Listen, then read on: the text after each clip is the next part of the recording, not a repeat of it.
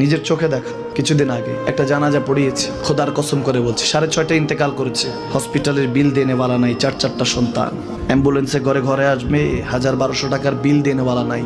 কি বুঝলেন? ক্ষণস্থায়ী দুনিয়া। মুমিনের কম থাকলেও আমি বলি, কেউ যদি এসে বলে হুজুর একটু দোয়া করেন, খুব পেরেশানিতে আছি, আমি তার হাত চুমু খেয়ে বলি তোমাকে মোবারকবাদ, আল্লাহ তোমাকে ভালোবাসে। পেরেশানি তো মালিক দেয়, এই জন্য এটা রহমত মুমিনের জন্য। পেরেশানি দেয় যখন ফেরেশতারা বলে আল্লাহ চাইতেছে টাকা পয়সা চাইতেছে, বলে এটা কি? বলে ফাসেক, দে বিদায় কর। তার চাওয়া চেয়ে বিরক্ত লাগে, বিদায় কর, কি লাগে দে।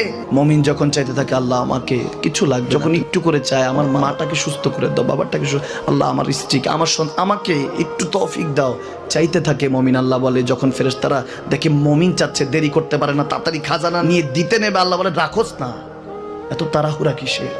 তার চাওয়ার মধ্যে তো প্রেম আছে, একটু চাইতে দেস না। থাকুক না মুমিন আর একটু পেরেশান, থাকুক না, থাকতে দেস না।